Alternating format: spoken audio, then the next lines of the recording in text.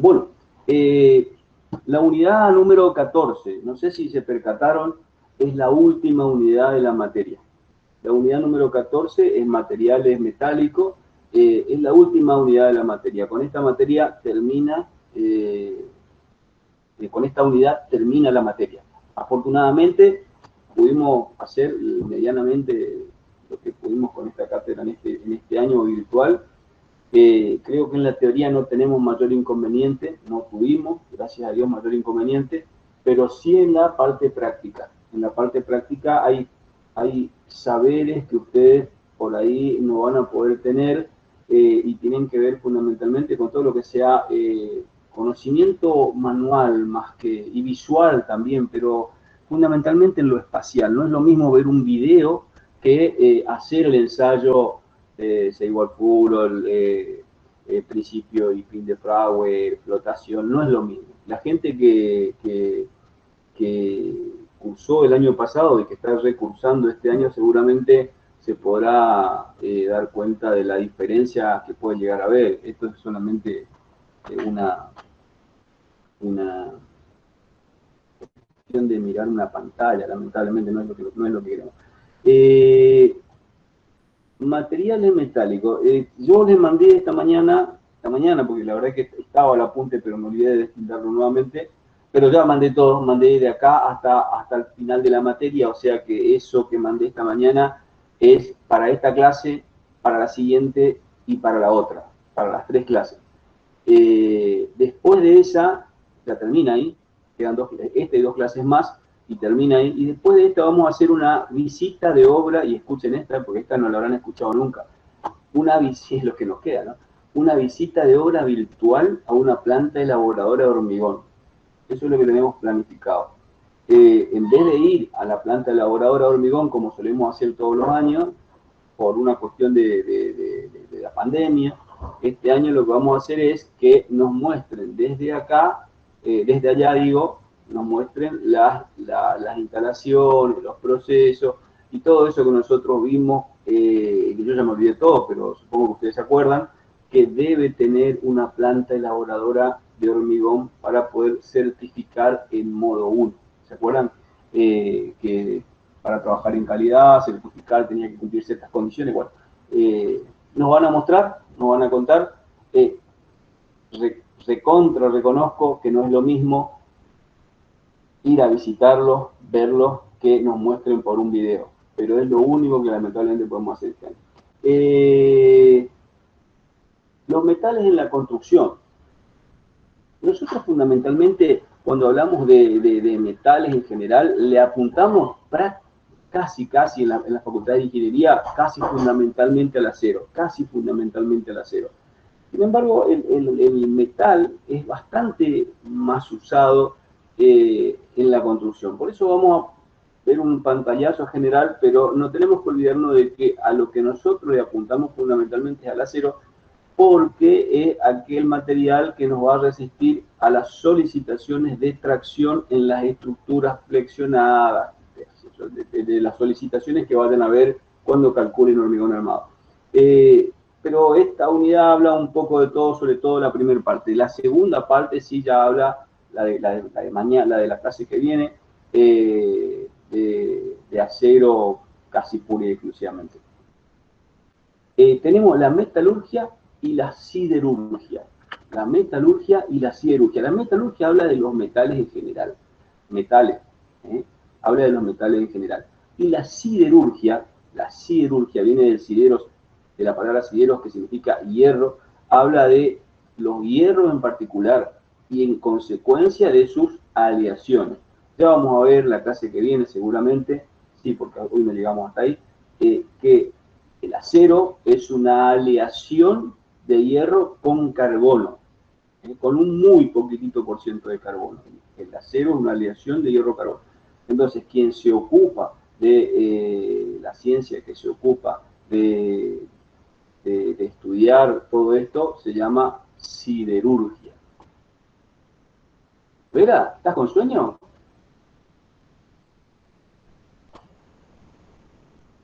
Sí, me dormí bien. Y encima te fue mal, así me dijiste. Sí, sí. Yo te matriculé, me parece, che, en la cosa. ¿En el aula? ¿No Sí. estaba matriculado todavía? No estaba matriculado, me pareció que yo te había matriculado. Sí, sí, sí, sí, estaba matriculado. ¿Estabas matriculado? Bueno, Sí, sí. eh, sí, fíjate, por mí puedes seguir, el tema es que no vas a poder rendir. Sí, Eh, sí, sí, ya le expliqué ya por eso. La sí, sí, intención sí, es sí, seguir está viendo las bien, clases. vale. De hecho, a ver, si se acuerdan lo que yo le dije el primer día de clase, vale todo lo que le dije. Eh, esta materia requiere tiempo, si lo tienen al tiempo, cúrsenla. Y si no, vengan el año que viene y disfruten este año, porque hacer la media no se puede, no se puede, ya se habrán dado cuenta que no se puede. Y a las personas que por motivo X no pueden estar en el gozo y si decidieron seguir cursándola, cúrsenla como el mejor, vayan estudiándola, tenganla al día y ríndanla libre cuanto antes. Háganse ver para que nosotros los conozcamos, porque si no van a aparecer libre como que nunca la cursaron, y libre como que nunca la cursaron es muy difícil de aprobar, digamos. Yo en general, uno solo, de que me acuerde, vendió libre sin haberla cursado, o cursó una parte, digamos, y la otra decidió que no lo iba a hacer, y después vino la pandemia y se encerró a estudiar, y vino a toda la clase de consulta y no se lo logró. Eso me acuerdo. Bueno, esa es la diferencia entre la siderurgia y la metalurgia. Y acá vamos a empezar a meternos en algunos conceptos que para mí son importantes, pero más que todo lo que dice acá, es importante que lo internalicen y que lo hagan propio y lo usen con propiedad cuando tienen que usarlo. Por ejemplo, tenacidad. Tenacidad. Puyati, ¿me Buenas escuchás? tardes, Diego. ¿Cómo te va? ¿Vos Bien. sos tenaz o no? ¿Cómo? ¿Vos sos tenaz o no? No, ¿Viste a cuando ver, te dicen, tendría que viste leer la cuando definición. sos tenaz, te dicen, sos Eh, tenaz? ¿Qué quiere decir tenaz así en el coloquio, en el sentido general de la palabra? Cuando lo usamos coloquialmente. Cuando dicen sos tenaz, ¿qué te están diciendo? no, sinceramente no, nunca me lo dijeron. Entonces no sos tenaz. Por eso no soy tenaz.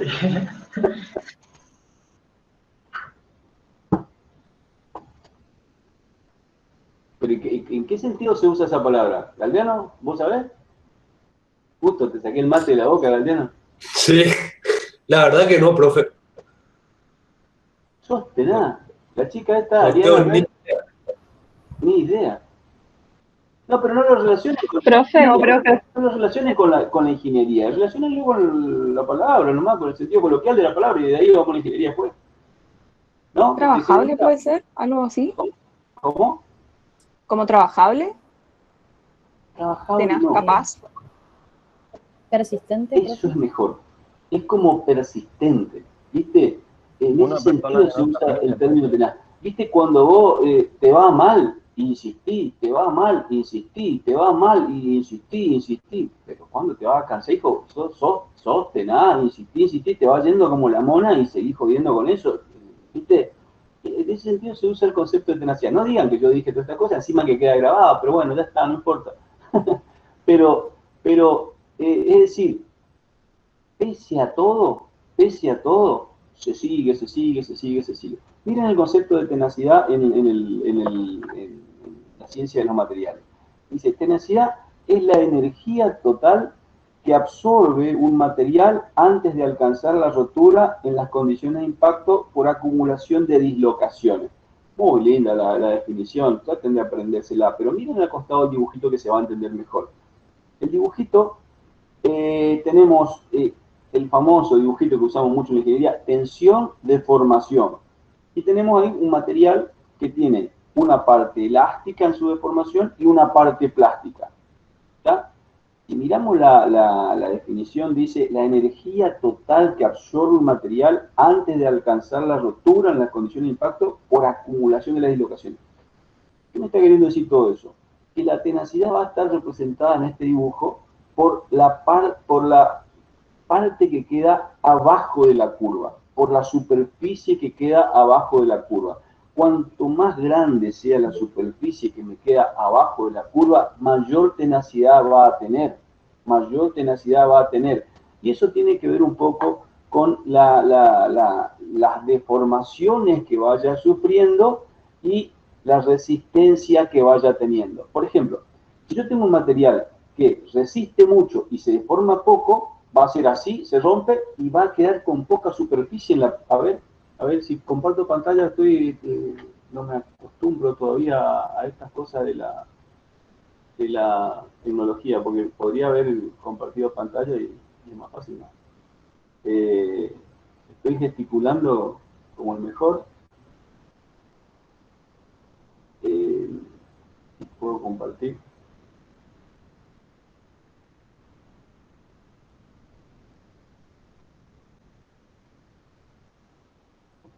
Hola.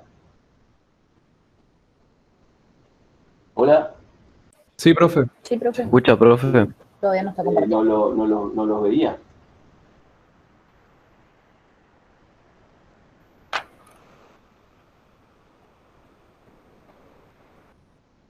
¿Se ve? Ahora sí, ahora Bueno, está compartiendo. Lo que le decía es que estaba gesticulando como el mejor acá, no me di cuenta que podía compartir pantalla, es que la tenacidad está representada por esta superficie que queda acá abajo. Fíjense, cuanto más grande sea esta superficie, mayor tenacidad voy a tener. Y eso habla de una combinación bastante buena del campo elástico con el campo plástico. Supongamos, si esto solamente tuviese campo elástico y se rompe por acá, la superficie va a ser baja, va a ser poca. Ahora, si yo tengo un buen campo elástico definido y encima después tengo un buen campo plástico, voy a tener mucha tenacidad, pero mucha tenacidad.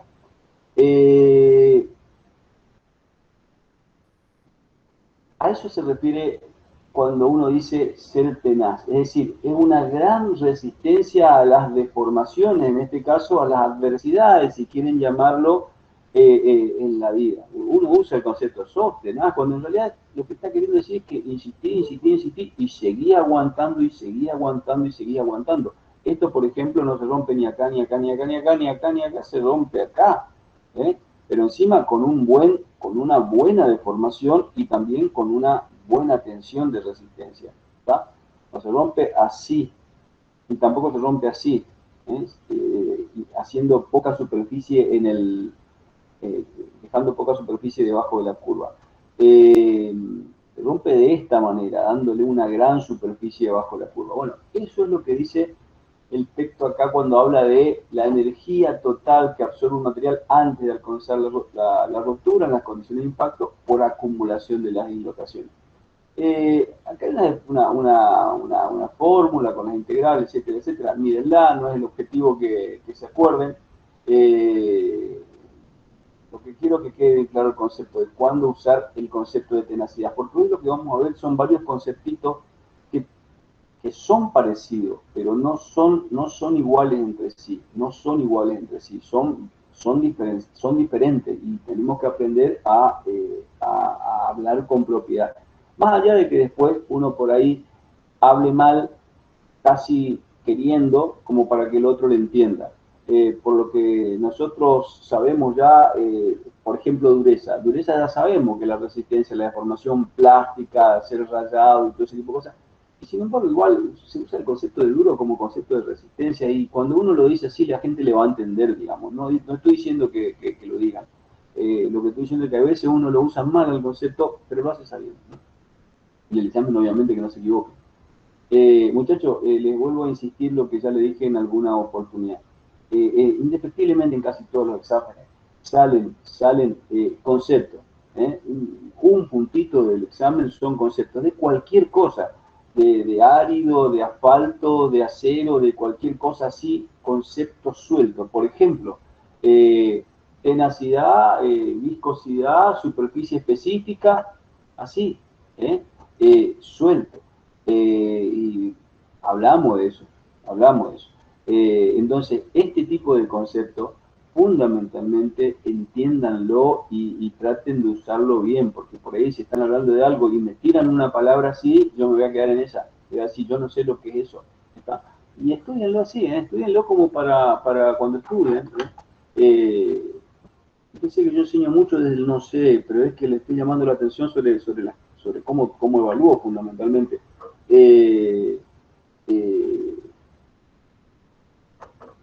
No digan una palabra, es preferible no decirla en el examen, una palabra que no la tienen clara. Resiliencia. Es un término muy utilizado en la psicología. A ver. La capacidad que tiene el ser humano de pasar problemas y superarlos, salir adelante con ellos. ¿Quién me habló? Joaquín. Joaquín, otra vez no te conozco, Joaquín, no te vi nunca, Joaquín, a vos. No tengo cámara, profe.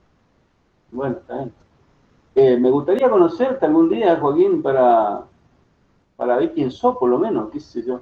Pero es verdad lo que dijiste, Joaquín, es verdad. Es eso.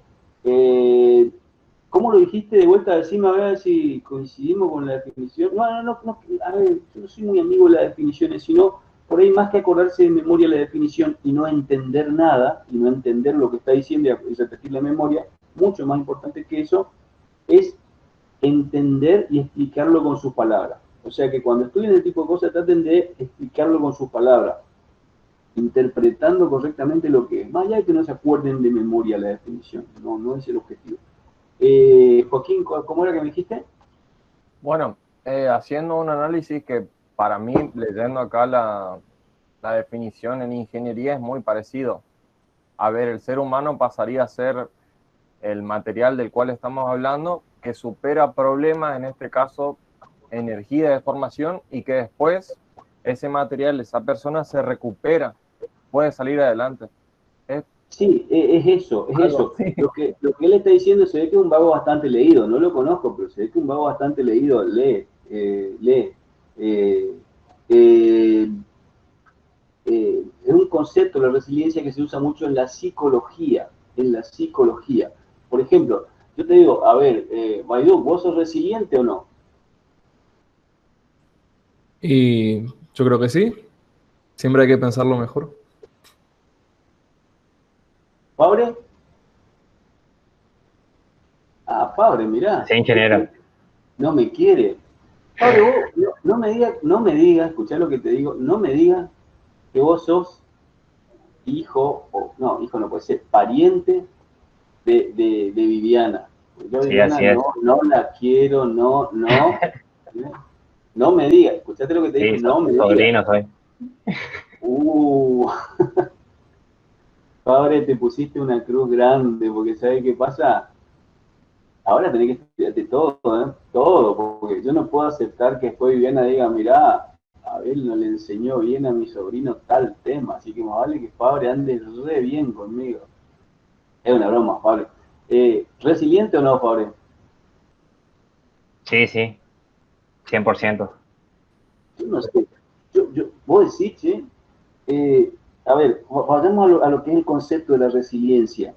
Yo la verdad que yo no creo que yo sea resiliente, sinceramente le digo, dificulto de que haya personas que sean resilientes. Quizás sea un ideal al que hay que llegar, pero creo que es casi imposible, porque yo soy mi circunstancia, ¿no? Y mi historia, fundamentalmente. ¿Qué sería ser resiliente? Sería pasar por una situación complicada y que eso no te deje ningún tipo de huella. ¿Está? De manera tal de que vos pasaste, la atravesaste y puedas volver a tu eje central y estar en tu centro como el mejor sin tener ningún tipo de huellas de la situación difícil por la que pasaste. Eso sería en psicología la resiliencia. Yo sinceramente le digo, y sí, tuve situaciones pasadas y difíciles, ¿no? Huellas siempre quedan.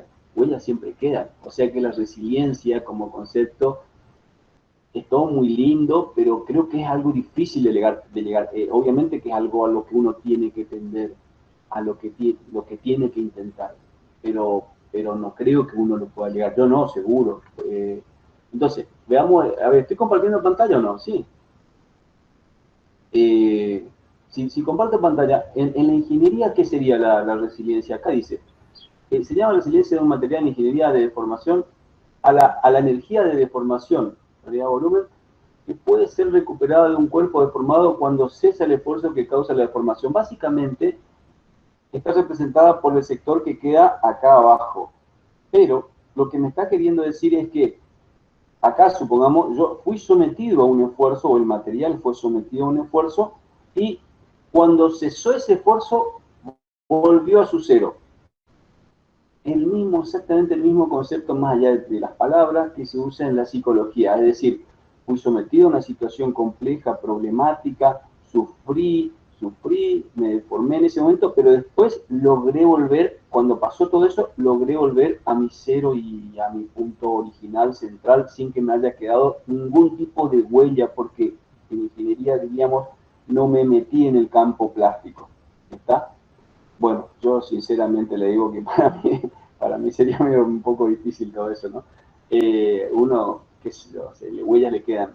Digo, hablando de la psicología. En la ingeniería, la resiliencia está dada por la superficie que queda por debajo del campo elástico. Y fíjense que no es lo mismo para todos los materiales. Hay algunos materiales que tienen el campo elástico por acá y hay otros que tienen el campo elástico por allá y tienen menos resiliencia, y esto también tiene menos resiliencia. Y el que tiene más resiliencia es el que tiene medio a 45 grados de última. No es lo mismo que la tenacidad. La tenacidad era toda la superficie, la resiliencia es solamente la que está por debajo del campo elástico. Bueno, lo medimos con el péndulo de Charpy. El péndulo de Charpy, no sé, claro, ustedes no entraron nunca al laboratorio de...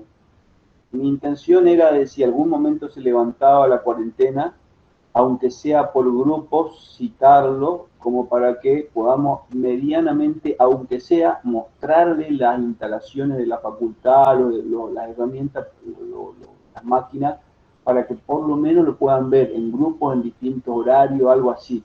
Pero parece que ni eso, digamos, vamos a poder hacer este año. Ductilidad. Ductilidad es una propiedad que presentan algunos materiales, como las aleaciones metálicas o materiales asfálticos, y que pueden, bajo la acción de la fuerza, pueden deformarse sensiblemente sin romperse, permitiendo obtener alambres o hilos de dicho material. Es decir, la ductilidad es cuando yo lo someto a un esfuerzo, y se me va haciendo hilo, se me alarga. Si lo tenemos que relacionar con lo que vimos en la clase de práctico de acero, la ductilidad se la conoce como el alargamiento porcentual. ¿Se acuerdan? El alargamiento porcentual. Eso es la utilidad. Pero podemos decir que ¿quién era el que tiraba la onda?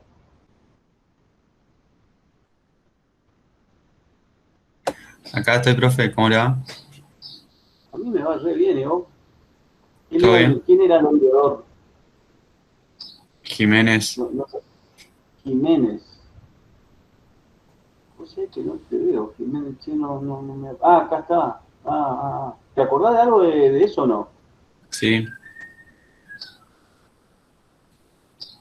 ¿Se acuerdan, chicos, del tema del alargamiento porcentual y de la estricción? Cuando vimos la clase de práctico de acero. Bueno, no es más que eso. El alargamiento porcentual es lo que acá estamos llamando como ductilidad. Pero traten de acordarse de la cosa más simple y más básica, porque si no se complica. Entonces, yo puedo tener un campo elástico, y si me meto en el campo plástico, cuando cesa la acción porque se rompe o por el motivo que fuese, parte se recupera. ¿Cuál se recupera? El campo elástico. Se recupera siguiendo una recta paralela a la recta de elasticidad, a la línea de elasticidad. No se recupera así, se recupera la parte elástica. Entonces, esta es paralela a esta, así se recupera. Y la deformación permanente que queda, esta se llama ductilidad. Acá, fíjense, al costado está en la fórmula que habíamos visto. ¿Se acuerdan del nombre? Jiménez tirando la onda. ¿Sí? Así decíamos, que se alarga, hasta que por ahí se le corta, ¿no? Pero bueno, se alarga, entonces la lectura final menos la lectura inicial sobre la que se toma como base, que sería la lectura inicial, eso es el alargamiento porcentual que está dado en la rotura. Y la estricción era la disminución de la sección. Cuidado con eso, porque en las evaluaciones suelen poner, y en los cálculos, por ahí cuando lo hacen también, suelen considerar como la variación del diámetro, y no es la variación del diámetro. Si ustedes miran acá, es la variación de la sección, lo que disminuye es la sección. Ustedes me van a decir, ¿el diámetro también? Sí, el diámetro también, pero la fórmula está dada en función de la sección, no del diámetro, porque le va a dar valores bien distintos. Digo esto porque a veces en los parciales se hace el cálculo se pide el cálculo de alargamiento, de extrusión, se le dan los datos, y agarran y como el mejor meten diámetro inicial menos diámetro final sobre diámetro inicial, porque son los datos que se le dan, y en realidad no. Con el diámetro que se le da tienen que calcular la sección y con ese diámetro recién pueden calcular bueno, lo habrán visto en el práctico de acero que están haciendo. Bueno, eso es de utilidad, ¿se entendió? Básicamente la propiedad que tiene que ver con el alargamiento y fundamentalmente con la propiedad de formar hilos que tienen los distintos materiales. Cuando decimos un material dúctil, lo que estamos diciendo es un material que se alarga mucho y que tiende a formar hilos cuando se lo alarga. Maleable. La maleabilidad es la propiedad de un material duro de adquirir una deformación acuosa mediante una descompresión sin romperse. Una deformación sería esto más que descompresión. Pero guarda con lo que de deformación acuosa, porque me dicen por ahí es la propiedad de deformarse en agua. Así me pusieron en un parcial una vez. No, si es una propiedad de los metales, ¿cómo el metal se va a formar en agua? Y porque se acordaban algo de acuoso. La verdad que no es la mejor definición esta, pero bueno, es la que está. Así que, ¿qué quiere decir esto? ¿Vieron cuando ustedes tiran agua y cómo se deforma el agua? Se va en forma de lámina. Se hace así, se dispersa en forma de lámina. Eso quiere decir que tiene una deformación como si fuese el agua. Básicamente la maleabilidad es aquella propiedad por la cual el material tiende a formarse en láminas. Así como la ductilidad tenía que ver con la deformación, el alargamiento porcentual y con la formación de hilo, la maleabilidad tiene la característica de formarse en láminas. El material maleable es aquel que se pueden formar láminas. No, nada que ver con la ductilidad.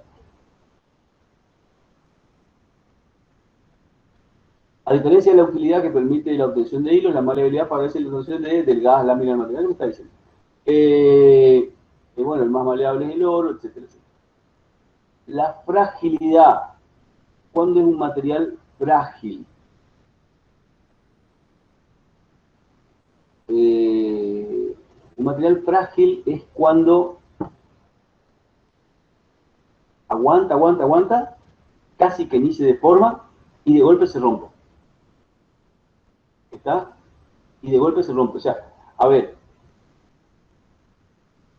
casi como la persona, ¿no? Sería algo así como le jodemos a una persona y aguanta y de golpe se reventó mal. ¿Está? Algo así. Bueno, hay materiales también que aguantan, tiene que ver más con la rotura frágil. Aguantan mucho o poco, eso depende de la resistencia del material, pero aguantan, casi que ni se deforman y de golpe se rompen.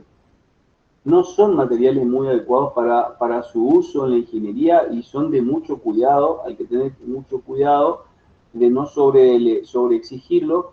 ¿Por qué? Porque no avisan. Por ahí en la ingeniería lo que queremos es que el material me avise que se está rompiendo. ¿Está?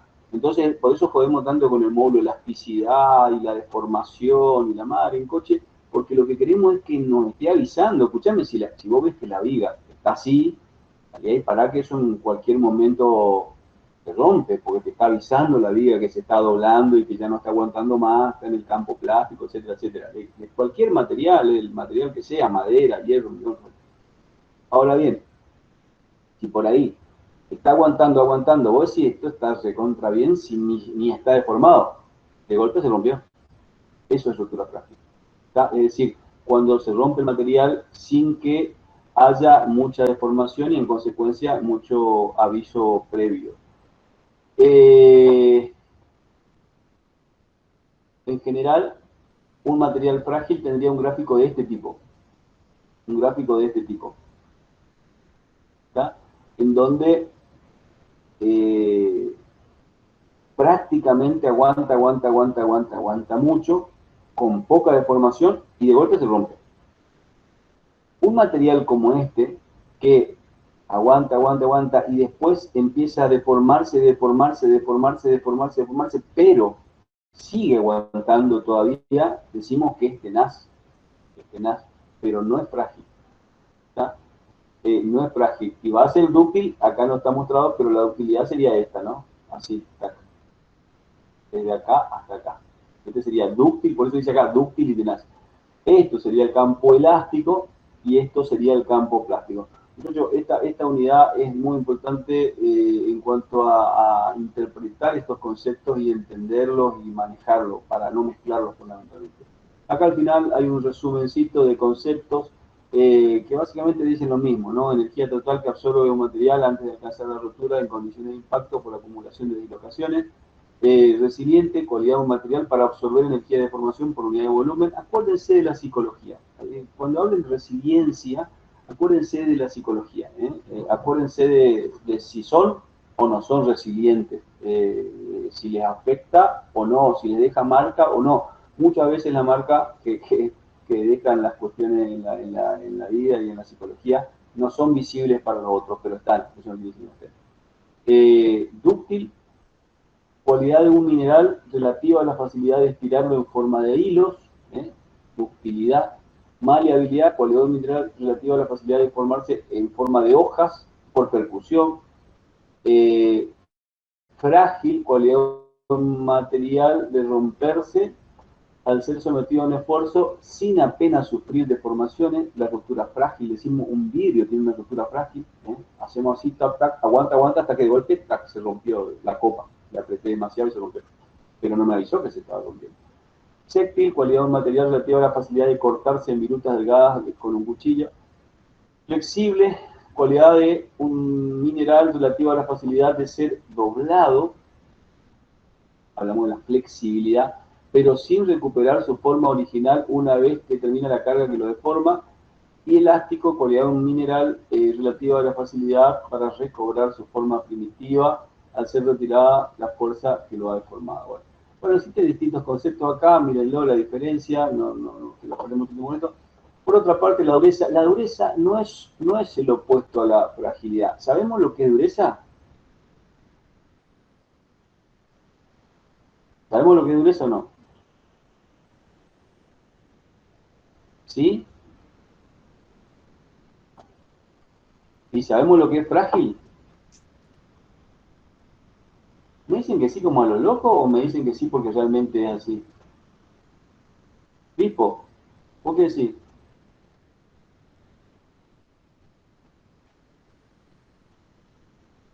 ¿Cómo dijo?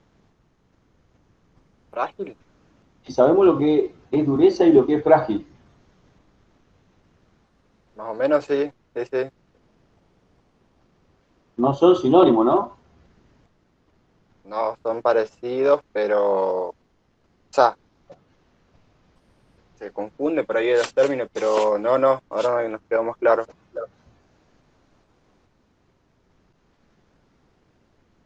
Romero. Carlos. Sí, profe, ¿me escucha? Dureza y fragilidad. Sí, la dureza era la resistencia que tiene un material a ser rayado o penetrado. Y bueno, la fragilidad era, como usted dijo, digamos que aguanta y se rompe de golpe. Fíjense que por ahí la dureza tiene que ver más con una resistencia superficial, si querés. Y la fragilidad con una resistencia más intrínseca, porque yo para medir la dureza, ¿qué hago? O lo penetro en la superficie, o lo hinco, o lo rayo, o algo así, pero en la superficie. ¿Y qué tal si el material tenía un recubrimiento bastante duro? Y yo estoy diciendo que todo el material es duro, no, capaz que no. Bueno, eso dice acá, la dureza no es el opuesto de la fragilidad, porque son cosas distintas, ya que la dureza es la propiedad de alterar solo la superficie del material, que es totalmente independiente de ese material, que es algo totalmente independiente de si ese material, cuando se fractura, tiene o no deformación grande. Bueno, la tenacidad puede estar relacionada con la fragilidad según el módulo de elasticidad, pero en un principio un material puede ser tenaz y poco frágil, como ciertos aceros, y puede ser frágil y nada tenaz como el barro cocido. ¿Y entendieron los conceptos que habíamos visto? Donde de esa diferencia. Gráfico de relación entre tenacidad, resiliencia, ductilidad. Suelo preguntar este gráfico por una cuestión de que queda bastante claro acá y se pueden ver bastante las distintas propiedades, ¿no? Un material que tenga un gráfico de tensión-deformación como el que está acá abajo, el rojo este, fíjense, tiene baja resistencia, alta resistencia sería si llegaba hasta acá, pero no, tiene baja resistencia, se deforma un montón, con lo cual tiene elevada ductilidad, pero a su vez tiene una poca superficie abajo del gráfico, con lo cual tiene una baja tenacidad. Entonces es un material poco resistente, dúctil y poco tenaz. ¿Se ve? Un material como el verde, por ejemplo, que está acá, como el verde que hace así y se rompe, que tiene una elevada resistencia, tiene una muy poca ductilidad, baja ductilidad, y también tiene poca superficie abajo de la gráfica, con lo cual tiene baja tenacidad. Entonces este tiene elevada resistencia, baja ductilidad y baja tenacidad. Y un material como este, que está en azul, que va a tener una resistencia media, moderada, está ahí, no es muy alto, pero tampoco muy bajo. Tiene una elevada ductilidad, se deforma bastante, tiene un campo plástico bastante marcado, pero miren toda la superficie que le quedó abajo. Tiene elevada tenacidad. Entonces, lo que quiero que quede claro en esta unidad es cuándo usamos un concepto y cuándo usamos otro. Es decir, es acá, en esta materia, en donde tienen que conocer las propiedades de los materiales y ciertas características y salir hablando con propiedad. Cuando dicen tenaz, que sea tenaz. Cuando dice dúctil, que sea dúctil. Y cuando dicen frágil, que sea frágil. No todo es lo mismo. No todo es lo mismo. ¿Está? Acuérdense lo que le dije, en los parciales y en los finales, siempre va a haber alguna definición, siempre que yo haga parcial por lo menos, alguna definición en donde, algún punto en donde se pidan este tipo de definiciones así, todas salpicadas, de cualquier tipo y color. Yo no sé, contame lo que es y cuándo usás ese término, en ese sentido. Solubilidad, es soluble. Cuando hablamos de solubilidad, cuando hay un soluto,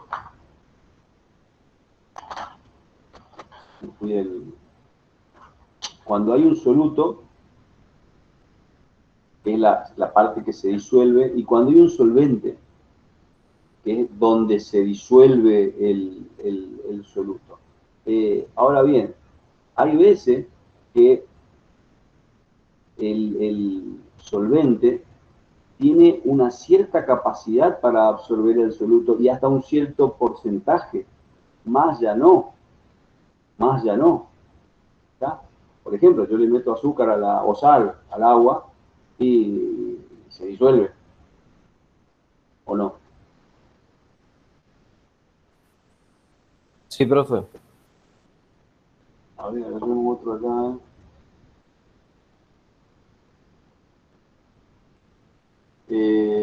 Romero Bruno.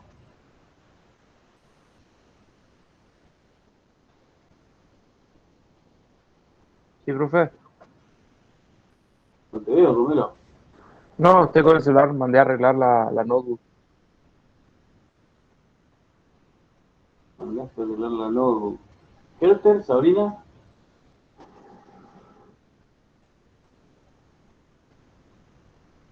Helter. ¿Qué preguntó, profe? No pregunté nada. ¿Vos desayunaste esta mañana, Helter? Sí, ¿Dónde está Helter que no la veo? ¿Desayunaste esta mañana? sí. ¿Le pusiste azúcar? No. No me serví de ejemplo, entonces, porque yo necesito a alguien que le ponga azúcar. Punk. Furik. Furik, Profe, ¿está? creo que... ¿Me escuchás, Furik? Sí, profe. Hola. ¿Desayunaste esta mañana? Sí, ¿Le pusiste azúcar? sí. Toman edulcorante líquido y ahí morimos, porque no me sirve de ejemplo. El azúcar es sólida, ¿no es cierto? Sí. ¿Cuánto cucharada de azúcar le pusiste a la leche, al mate cocido, no sé qué tomaste? Una. 2,5 más o menos. Bueno, ok.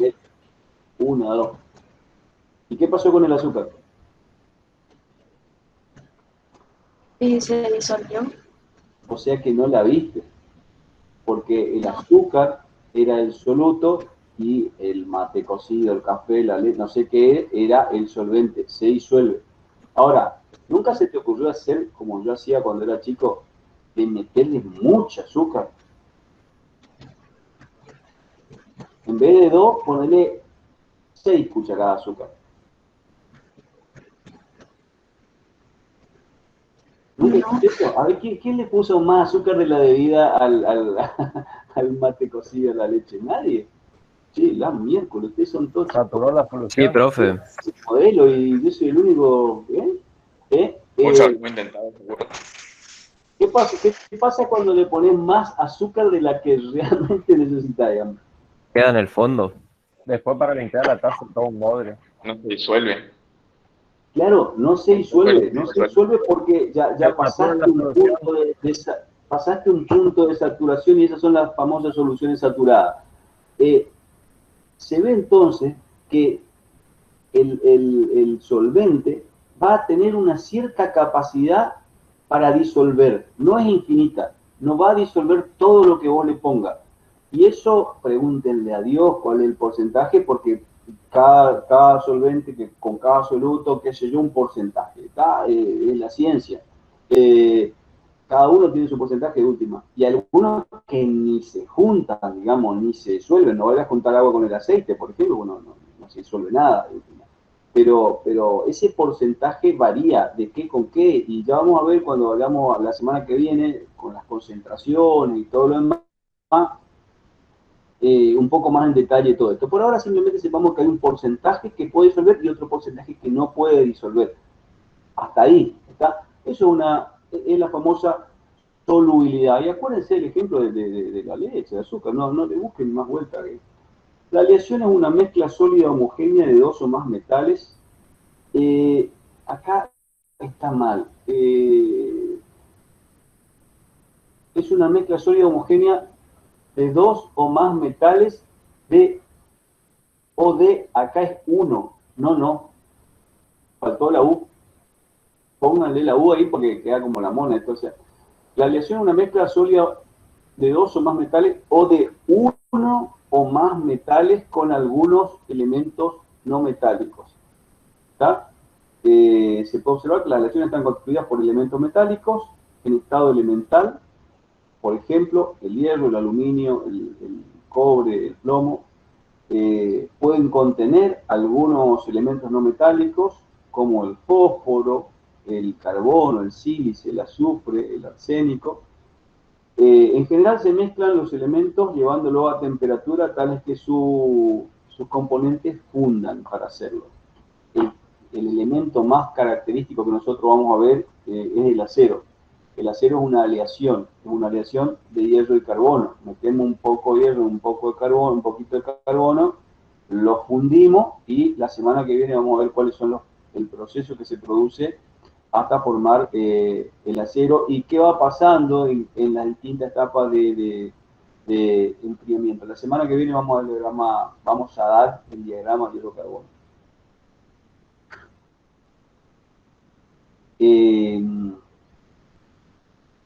Las aleaciones normalmente se clasifican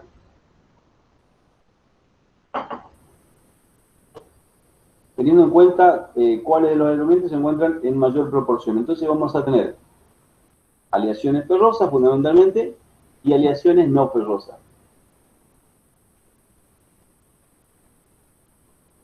Aleaciones ferrosas y aleaciones no ferrosas. Las aleaciones ferrosas son las que tienen su base en el hierro. La base de la aleación es el hierro y tienen algunos componentes secundarios que pueden ser metales o no metales. Metales como por ejemplo el manganeso, el níquel, el vanadio, el cromo, el cobalto. Y no metales como por ejemplo el carbono, el fósforo, el sílice o el azufre. Las aleaciones ferrosas, perdón, no ferrosas, estas son las ferrosas, estas son las no ferrosas. Las aleaciones no ferrosas pueden tener su base en el cobre, en el aluminio o en el plomo. En el cobre, en el aluminio o en el plomo. En el caso de que lo tengan en el cobre, se emplean en la industria porque tienen una alta conductividad térmica y eléctrica. Ahí está. Alta conductividad térmica y eléctrica. Bueno, ya vamos a ver que el latón es una aleación de cobre y zinc un poquito más adelante.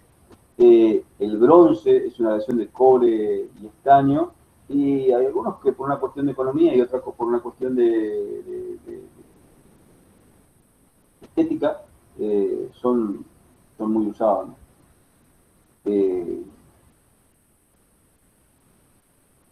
Fíjense que cuando estamos hablando de todo este tipo de cosas, estamos hablando ya no tanto de la parte estructural de la ingeniería, estamos hablando de otro tipo de cuestiones donde sí se usan en la ingeniería también, pero no son necesariamente estructurales. Lo estructural fundamentalmente pasa por el hierro, ¿no? Pero acá, cañería, un montón de cerramientos que son de la ingeniería sin ninguna duda, pero no son estructurales. Pero eso al no ser estructurales no quiere decir que no estén en la ingeniería, por eso es que también las vemos. Sí, obviamente que como materia fundamentalmente tenemos un sesgo y como ingeniería, como facultad de ingeniería, tenemos un sesgo muy marcado hacia todo lo que sea fundamentalmente estructural.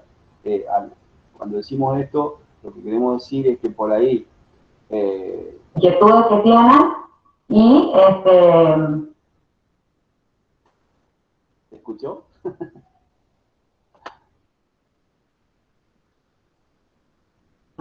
¿Hola? ¿Hola, me escuchan? Sí, profe. Sí, profe. Sí, profe. Yo no sé si era yo o era mi hija que conectó la computadora y se conectó a este teléfono, a este equipo.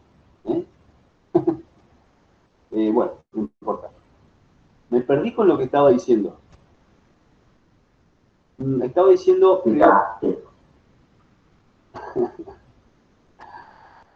son cosas de la vida virtual. Estaba diciendo de que nosotros le apuntamos mucho más a lo estructural y por ahí no tanto a lo otro, pero que lo otro también existe. Cuando hablamos de que no tiene tanta resistencia, bueno, está bien, depende del contexto en el que lo decimos, ¿no? De qué estamos hablando y cómo lo decimos. Porque, por ejemplo, por ahí... cobre, al latón, esas cosas, no lo vamos a tener para hacer una columna, por ejemplo, por una cuestión de economía, lo que fuese, o de oxidación. Pero sí lo podemos tener para las cañerías. ¿Está? La resistencia que puede tener, que puede necesitar el agua circulando en las cañerías, el material ese lo va a soportar y lo va a soportar bien. ¿Y cuál es más económico, dicho sea de paso después? Bueno, no importa. La base de la aleación. Se utiliza en la fabricación de pomo, dado que estas aleaciones son livianas, pueden utilizarse en construcciones aeronáuticas, fundamentalmente todo lo que es aluminio se usa mucho en todo lo que es aeronáutica, porque tiene buena resistencia, fundamentalmente el duraluminio, que tiene un 95,5% de aluminio, un 3% de cobre, un 1% de manganesio y un 0,5% de magnesio. Muchachos, yo no quiero que se acuerden todo esto, pero sí que por lo menos tengan idea del nombre, los porcentajes, qué sé yo.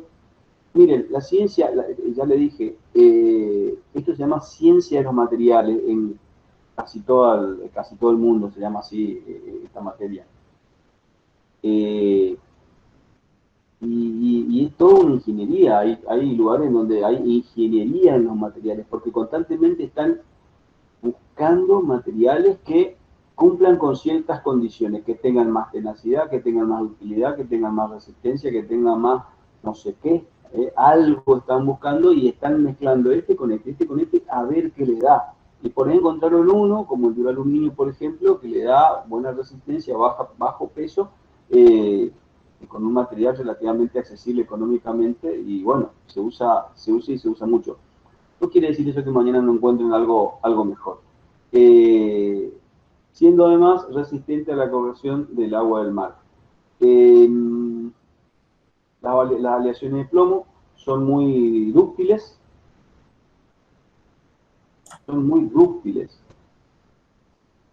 Y se deforman progresivamente. ¿Sabemos lo que es ductilidad? Acá dice que las aleaciones de plomo son muy dúctiles y se deforman progresivamente. Las aleaciones de plomo y estaño se emplean en la soldadura. El famoso estaño para soldar, básicamente es una aleación de plomo con estaño. El plomo aliado con otros metales aumenta su dureza. El plomo no es tan resistente. Si ustedes miran, lo rayan con la mano al plomo. Es pesado. Bueno, ya lo vamos a ver más adelante. Con el estaño, con el cadmio, con el bismuto, forman aleaciones fácilmente fusibles, es decir, en un punto de fusión muy bajo, para poder emplearlas para soldar. Polimorfismo y alotropía. Me interesa hablar fundamentalmente del concepto de alotropía. Alotropía es un material que se presenta de distintas maneras en distintas circunstancias, fundamentalmente por cuestiones de la temperatura. El hierro, por ejemplo, es un material alótropo. Porque a una temperatura tiene una estructura determinada, el hierro alfa, después a otra temperatura, otra estructura, el hierro beta, y así sucesivamente, y sus características va cambiando. Es decir, es un mismo material que va cambiando sus características en función de la temperatura por la que va pasando. Y el polimorfismo se da cuando dos compuestos se dice que son polimorfos, cuando representan diferentes formas cristalinas de un mismo compuesto, cuyas unidades estructurales se empaquetan en forma diferente. Por ejemplo, el azufre. El azufre puede producirse cristales monoclínicos de color amarillo intenso, o también se puede presentar en forma de ómnicos de un color ámbar. Y los metales no ferrosos, estoy mirando que me queda mucho tiempo, los metales no ferrosos, y esto sí, vamos a hablar de una parte muy teórica esta, pero es necesario comentarla. Por ejemplo, el aluminio, el plomo, el cobre, el zinc, el níquel, el estaño, el magnesio, el bronce, el latón, el titanio.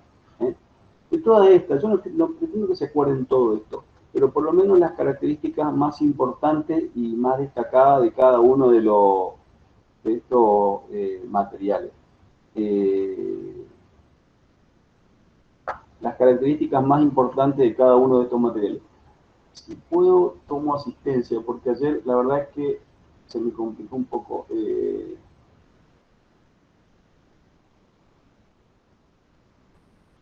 Bueno, no sé, voy a seguir. Si me escuchan, sigo.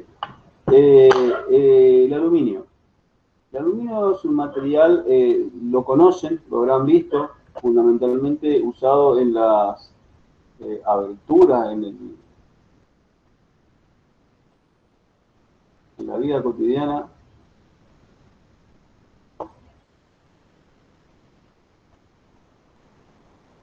Ahí está. Ahí lo veo. No sé qué toqué, que ahora lo veo.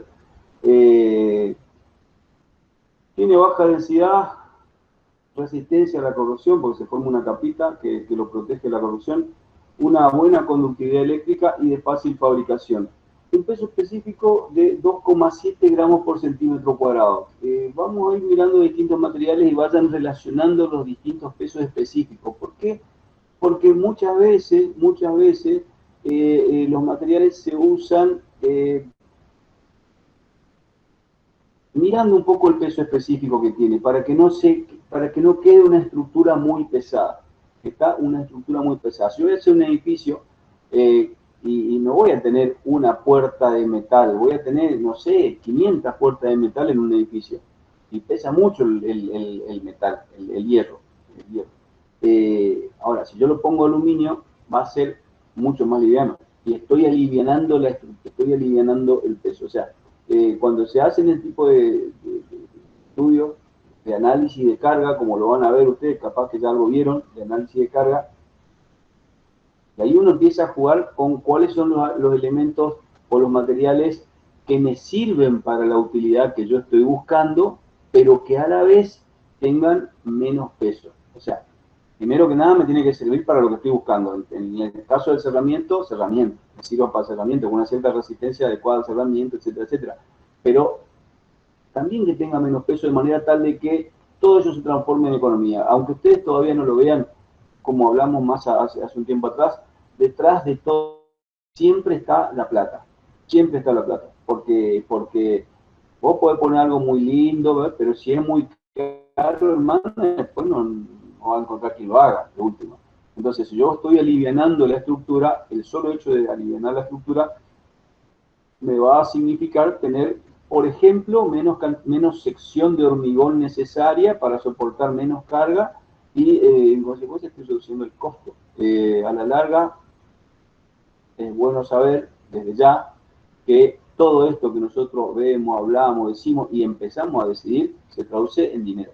Entonces tiene un peso específico de 2,7 gramos por centímetro cuadrado, están relacionándolo, más o menos un punto de fusión de 550 grados centígrados y una resistencia a la tracción de poquito más, poquito menos, pero anda en el orden de los 11 kilogramos por milímetro cuadrado. Se lo obtiene de la bauxita, nunca lo van a encontrar el aluminio en la naturaleza como aluminio, así, lo van a encontrar como bauxita, que es un óxido de aluminio hidratado, por lo cual tiene que sufrir un proceso para obtener el aluminio.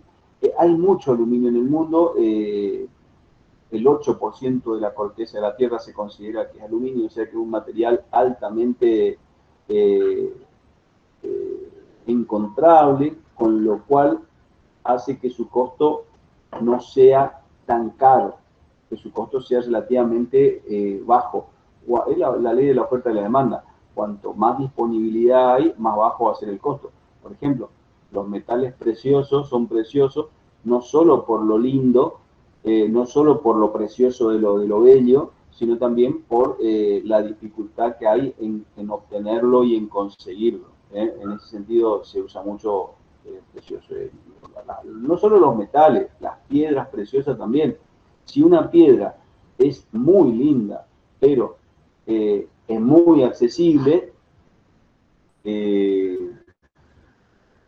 deja de ser precioso. Así es simple, deja de ser, ya pasa a no ser una piedra.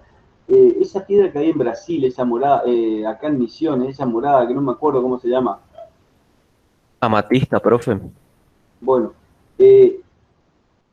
era considerada preciosa hasta hace un tiempo. Después se encontraron en América grandes extensiones en donde era común usarla y dejó de ser considerada piedra preciosa. Bueno, no sé qué tiene que ver esto, pero bueno, así.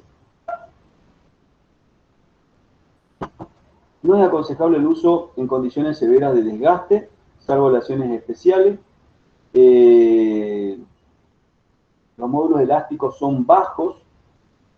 ¿Qué quiere decir que los módulos elásticos son bajos?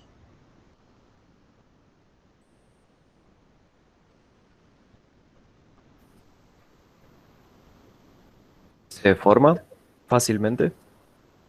¿Qué serían los módulos elásticos?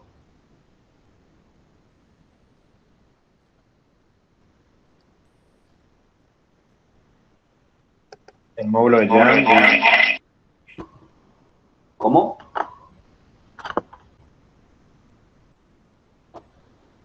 El módulo de Young. ¿El módulo de elasticidad?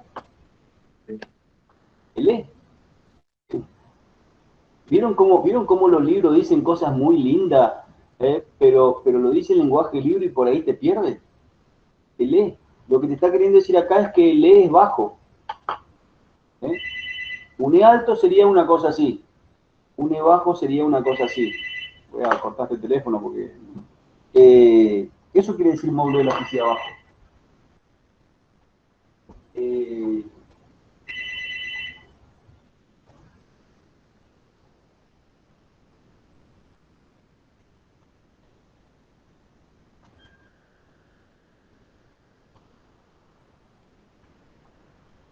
¿Se entendió, muchachos? Fíjense cómo por ahí los libros, los apuntes, te dicen palabras que están muy bien, pero son muy complicadas de entender. Quiere decir que el módulo de elasticidad es así, no es así. El módulo de elasticidad es bajo, por lo que las secciones de la pieza deben ser mayores para tener igual rigidez, por lo que no pueden proyectarse estructuras de aluminio con las secciones usadas para los aceros, obvio. Al tener un módulo de elasticidad más bajo, no puedes reemplazar acero con aluminio, no se te vaya a ocurrir, porque no. Tanto el aluminio como sus aleaciones son muy dúctiles. Guarda, que no sé lo que es dúctil. ¿Sabemos lo que es dúctil o no? Deformarse sin romperse. Sí, y en forma de hilo, ¿no? Pudiendo ser moldeado en frío como perfiles para carpintería. Fíjense que muchas de las carpinterías que se usan hoy son de aluminio. La soldabilidad de las piezas de aluminio es mala debido a la tendencia del metal a oxidarse a altas temperaturas. Su resistencia al calor es relativamente baja. Y bueno, el punto de fusión le había dicho de que es de 550 grados centígrados más o menos. El aluminio expuesto al aire de mar sufre corrosión y solo algunas aleaciones especiales tienen un comportamiento satisfactorio. El agua de mar realmente daña lo que venga. La gente que vive al costado del mar sabe que tiene que cambiar las aberturas, esto, que la salinidad del mar, del ambiente marino nomás, porque ni siquiera hablemos de que hicieron algo con el agua del mar, la salinidad del ambiente marino en el mar termina dañando prácticamente todos los elementos metálicos que tienen, y ellos saben que cada tanto años tienen que cambiar todo eso. Y así viviendo. Bueno, con pulverizado se lo emplea en la fabricación de pinturas. Bueno, la aleación de mayor resistencia mecánica es el duraaluminio, que tiene, como dijimos hoy, 94,2% de aluminio, 4% de cobre, 0,5% de magnesio y 0,3% de sílice. Después, el laminado tiene resistencia, etc. Bueno, el plomo, ¿conocen el plomo? Sí, lo habrán visto. Ustedes son bastante jóvenes, pero hace unos cuantos años atrás, no mucho, bueno, mucho poco es subjetivo. Las cañerías de las instalaciones domiciliarias de agua de una casa y algunas partes de otras instalaciones también eran de plomo. Los romanos tenían sus cañerías de plomo porque era fácil de obtenerlo, fácil de trabajarlo, era moldeable, etcétera, etcétera. Después tenía sus complicaciones, ¿no? Pero se lo usaba y se lo usaba bien y mucho. Después vino el PVC, el plástico, y prácticamente arrasó con todo. Tiene más forma, tiene la rigidez necesaria para la función que va a cumplir, para la función que necesita cumplir, y encima es económico. Entonces, la generación de ustedes, lo más probable es que el caño de plomo lo vea solamente en construcciones viejas y que prácticamente en el 100% de las construcciones nuevas vea todo PVC, algún tipo de plástico, digamos, ¿no? Polipropileno, PVC, alguna de esas cosas, pero no plomo. Pero sin embargo, en las construcciones viejas se usaba mucho, el calafateado famoso que se hacía, era porque se tenían que unir las cañerías de plomo. Es uno de los metales más pesados. Tiene 11,5 gramos por centímetro cúbico. El aluminio, como para que comparen, el aluminio tenía, ¿cuánto? Este tiene 11,5. ¿El aluminio cuánto tenía? 2,7. 2,7. O sea que Profe, casi 4 veces más pesado que el aluminio. ¿Quién me habla? Joaquín, ¿puedo comentar algo anecdótico? ¿Vale? El plomo, ahora entiendo. Hace poco vi la serie de Chernobyl. No tiene nada que ver, pero bueno, a los trabajadores que tuvieron que socavar la radiación, hacer el sarcófago, todo el trabajo de posterior después de la explosión, se le daba plomo justamente porque es tan denso, como ahora entiendo, que aguanta la radiación. Y eso muy pocos materiales lo hacen. El Sí. material más idóneo se ve que era ese. Eso era, profe. Sí, es cierto. Yo vi Chernobyl también hace un tiempo atrás, no me acuerdo, pero creo que la vi al principio de la cuarentena. Muchachos, en esto de la ciencia de los materiales hay mucho, pero de todo. Yo no los quiero volver loco con nombres, con porcentajes, con valores, con esto, con lo otro, pero sí que tengan una idea de cuáles son las características más importantes, sobre todo de los materiales usados en nuestro medio, porque a partir de ahí vienen esos otros usos. Yo la verdad que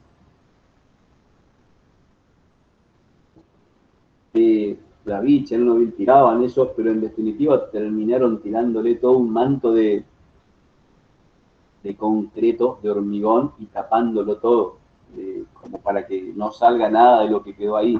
No sé si consiguieron algo o no, pero en eso terminó. El plomo, decía, tiene 11,5 gramos por centímetro cúbico de peso específico. Casi 4 veces más que el aluminio. ¿Está? Casi 4 veces más que el aluminio. Es re pesado.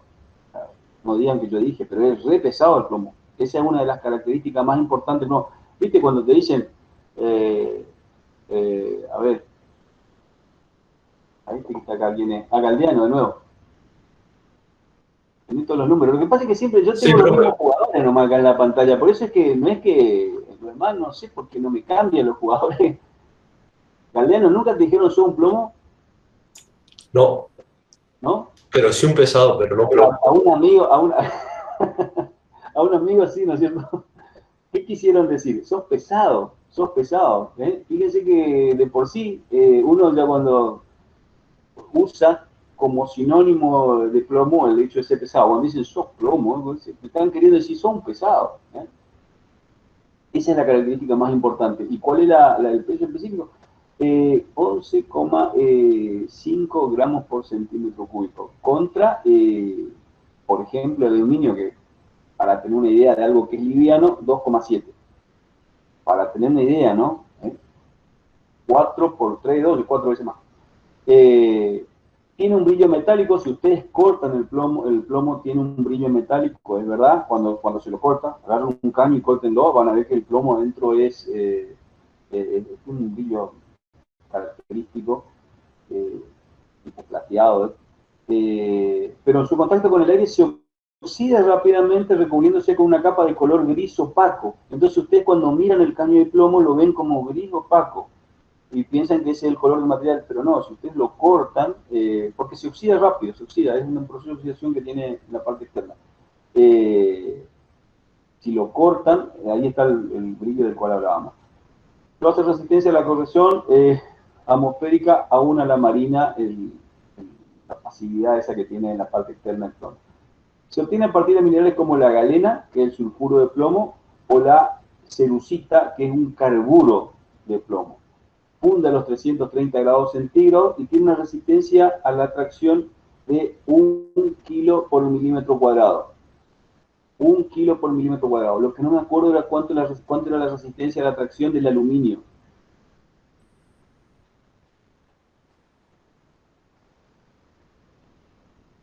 $8 a 12 kilogramos por milímetro cuadrado.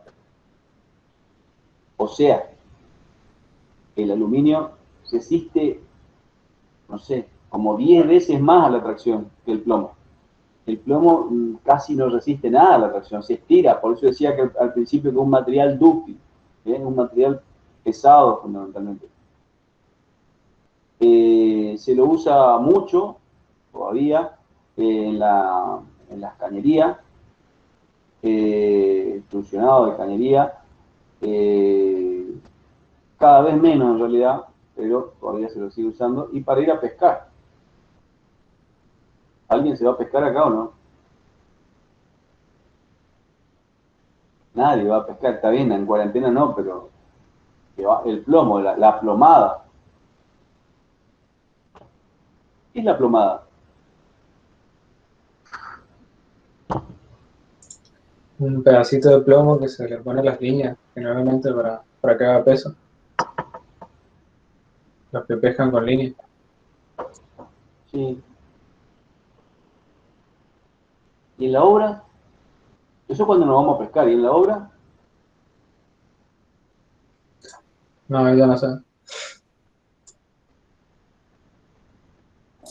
Se utiliza para tirar líneas. Si vos te vas de ayudante de albañil y te dice el capataz, te dice, pasame la plomada, ¿qué le pasa? Es tipo un cono justamente de plomo que hace lo que, para el fin que se utiliza para saber si cuando, como dijo Galdeano, cuando tiras una línea está bien hecha, no está fuera de... Sí, no está mal, eso. Cuando vos estás haciendo un muro, tirás tu línea y no querés saber si está bien, si vas yendo bien, la plomada te va a decir si está desalineado o no. Puede ser o no, pero... ¿A qué línea te referís? Una línea de hilo. ¿En qué dirección la línea? Vertical. Claro, en la dirección vertical. En la dirección vertical, porque vos decís línea y cualquiera puede estar pensando en una línea horizontal, porque evidentemente no lo manejan, pero tiene que ser vertical. Es un elemento que, como dijo él, es un cono con cierto peso, que puede o no ser de plomo, pero se le llama plomada, que tiene un cuadradito acá arriba y que uno lo utiliza fundamentalmente para conseguir la correcta alineación vertical de las paredes. Va controlando la verticalidad de las paredes con la plomada. Bueno, viene de ahí el tema, porque originalmente se hacían de plomo porque era re pesado, es necesario que pese. Bueno, no sé por qué salí hablando de la plomada, pero ya que estamos. Cobre. El cobre. Tiene un peso específico de 8,96, más o menos, gramos por centímetro cúbico. Es pesado, ¿no? Porque el plomo tenía más o menos 11 y el aluminio tenía 2 y el cobre tiene 9. O sea que el cobre, aunque no lo parezca, es bastante pesadito. Es bastante pesadito. Está más cerca del plomo que del aluminio, digamos. Tiene un punto de fusión de 1083 grados centígrados, o sea, aguanta mucho la temperatura antes de fundirse. Una resistencia a la tracción de 17, habíamos dicho que el plomo tenía 1 y habíamos dicho que el aluminio tenía 11, con lo cual el cobre tiene más resistencia a la tracción que los otros dos que habíamos visto anteriormente. Se obtiene de la calcopirita, que tiene de un 12 a un 20% de cobre, y de la cuprita, que es un óxido de cobre básicamente, con 25%, bueno, eso no.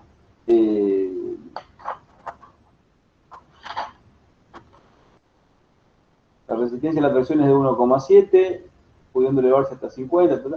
Puede soldarse con gas si se toman adecuadas precauciones. En estado puro, el cobre se usa para la fabricación de alambres, para conductores eléctricos fundamentalmente. en la línea de alta tensión como cable aéreo reviste importancia la resistencia a la tracción por su propio peso, lo que puede aumentarse con tratamiento en frío. Se usa mucho para ese tipo de cosas. El zinc es, lo conocemos al zinc, creo. Tiene un peso específico de 7,1 gramos por centímetro cúbico, con lo cual estamos un poquito por debajo del cobre, pero bastante por encima del aluminio. Funde a los 419 grados centígrados, el cobre fundía a los 1083, está a los 400, bastante menor, es la temperatura de fusión, y tiene una resistencia a la tracción de 3 kilos por milímetro al cuadrado. Con lo cual, en cuanto a la resistencia a la tracción, estamos más cerca del plomo que cerca del aluminio o del cobre. Resiste muy poco a la tracción el zinc. Por su resistencia a la corrosión, se lo usa principalmente laminado en forma de chapa en cubiertas de techos, canaletas, caños de bajadas fluviales, recubrimientos superficiales. Un procedimiento para proteger a los metales de la corrosión es cubrirlos con capas como en el galvanizado, donde se recubre el hierro con una de zinc, como se recubre una capa de hierro con una de zinc, formándose entre ambas una interfaz de compuestos combinados por una buena herencia. El níquel es un metal que tiene un punto, un peso específico similar al del cobre.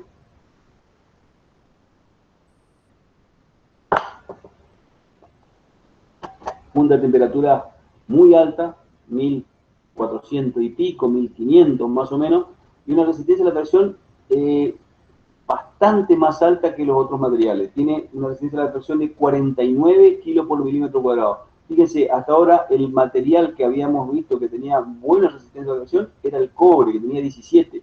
Este tiene 49 kilos por milímetro cuadrado, o sea, resiste bastante más que todos los demás elementos.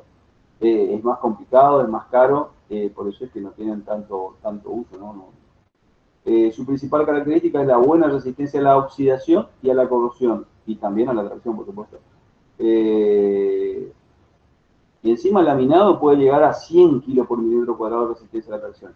Se lo utiliza para instrumentos de cirugía, recubrimiento de canilla y broncería, de artefactos sanitarios, y forma parte de los aceros inoxidables. El estaño tiene un peso específico de 7,2. La mitad del estaño es usado en estañado superficial y el resto, en general, es usado en aleaciones y se usa en la industria metalúrgica como superficie de rodamiento, etc.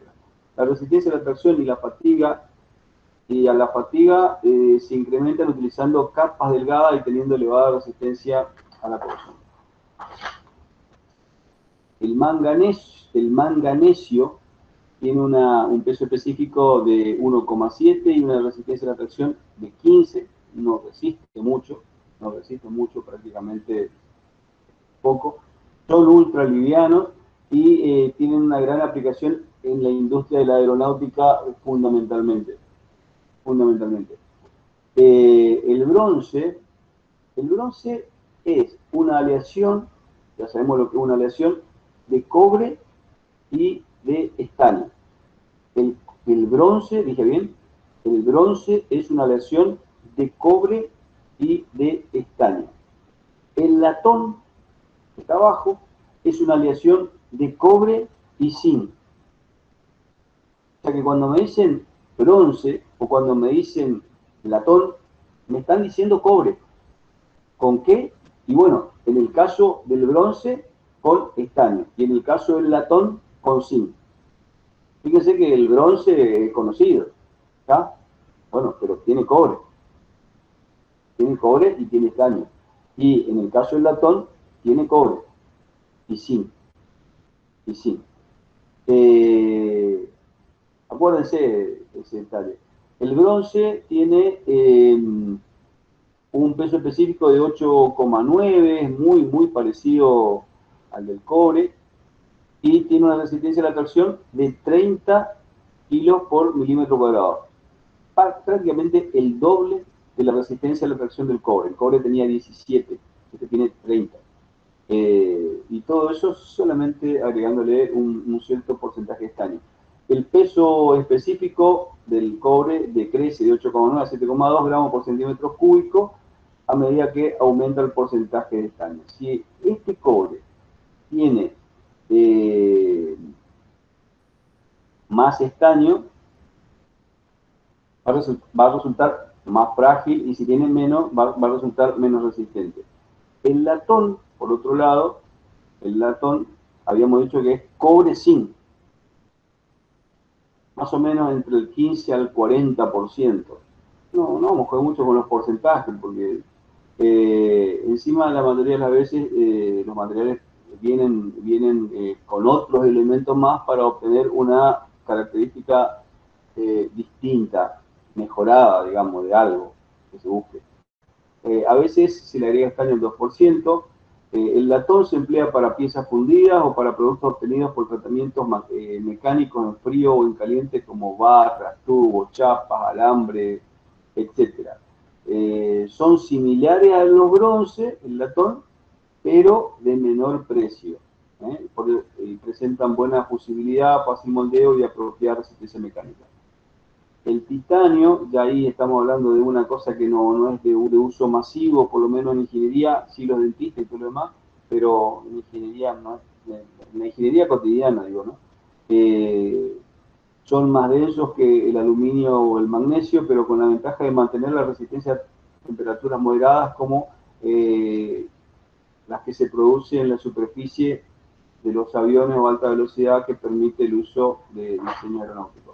Bueno, los refractarios son aquellos que refractan el calor, y los preciosos son aquellos que, como decíamos hoy, son metales como el oro, el iridio, el osmio, el paladio, el platino, el rodio, el rutenio, la plata. O sea, son de excelente resistencia a la corrosión y varias propiedades como la ductilidad, la maleabilidad, bueno, un montón de esas cosas que sí se usan en la construcción, pero se usan en algunas construcciones. O ustedes tienen cañería de oro en su casa, ¿tá? O tienen canilla de oro en su casa. Yo no, por lo menos, no sé ustedes, pero capaz que algunos tienen mucha plata y me dicen, no, sí, yo tengo. Pero bueno, la mayoría no.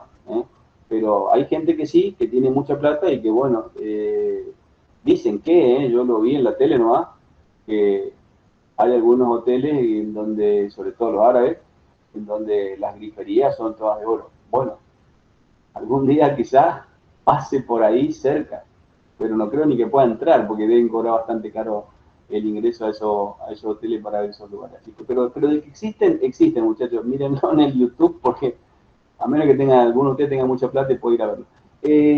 La semana que viene, hasta acá llegamos con el día de hoy.